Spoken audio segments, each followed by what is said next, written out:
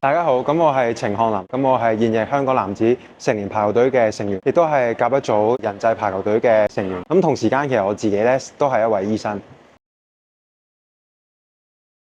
咁我今年就做實習醫生，會有分 on call 同埋唔係 on call 嘅日子啦。咁如果唔係 on call 嘅regular 嘅 duty 咧，咁就大概朝早8點半啦到5點鐘咁。咁 on call 嘅話咧，就會係朝早8點半做到第二朝嘅8點半，然後再做到第二日嘅中午大概1點鐘先收工。咁中間都橫跨大概30個鐘咁樣嘅。作為一個實習醫生，最主要嘅工作就係幫啲病人去處理佢哋嘅一啲 complaint 啦，睇下佢哋有冇啲咩需要啦。咁同時間都會要幫手抽血啊，幫手做檢查啊，有時會幫手修正啊，同埋做一啲 admin 嘅嘢，例如一啲出院文件啊，一啲form 啊，咁樣都要我哋開啊去幫手嘅。球會啊、香港隊啊，再加埋自己做 gym，可能都4日到啦。咁有時即係 post call 通完頂都會要去做 gym 啊，夜晚都要去練波咁樣嘅。最大嘅成就係讀緊 U 嘅時候，可以同一班黐線佬一齊去到打世大啊，去到打亞運，可以見識到出邊即係最高水平嘅排球係點樣啦，可以真係接觸到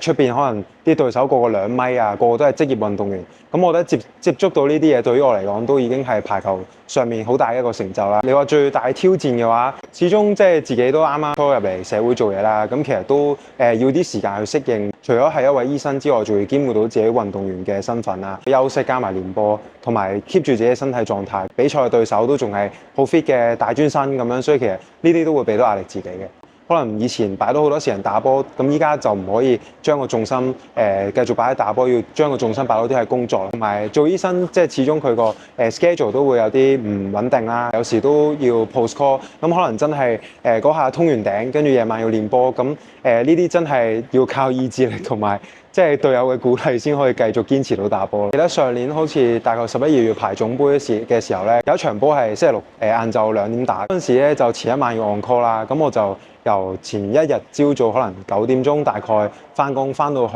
第二日星期六中午嘅1點鐘咁，跟住就即刻急嘅執埋嘢，就即刻搭的士去比賽場地，準備2點鐘要比賽啦。咁呢個係比較深刻嘅經歷嘅，都記得嗰日比賽真係頭又暈啊，跟住隻腳又淋晒啊咁樣咯。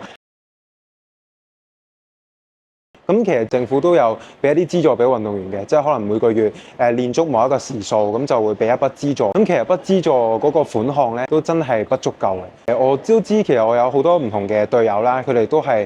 有做緊可能消防員啊、海關啊、紀律部隊，有啲可能係老師啦，都知道佢哋兼顧打波啊、兼顧工作，其實都有好大困難嘅。好辛苦咁樣兼顧嘅時候，都犧牲咗好多自己休息嘅時間啊。資助如果再多啲嘅話，都相信可以鼓勵到更加多在職人士去繼續追尋佢高水平運動嘅生涯咁樣咯。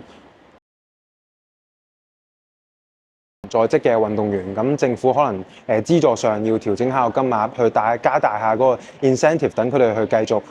即係兼顧工作之餘，繼續努力追尋自己嘅夢想啦。咁同時間可能係場地上啦，因為練波球會啊、香港隊啊，有時練波嘅場地咧都有時有啲唔穩定嘅。咁都希望場地上可能球會啊尤其啦，即係大家揾場地都好困難嘅。咁如果政府可以幫到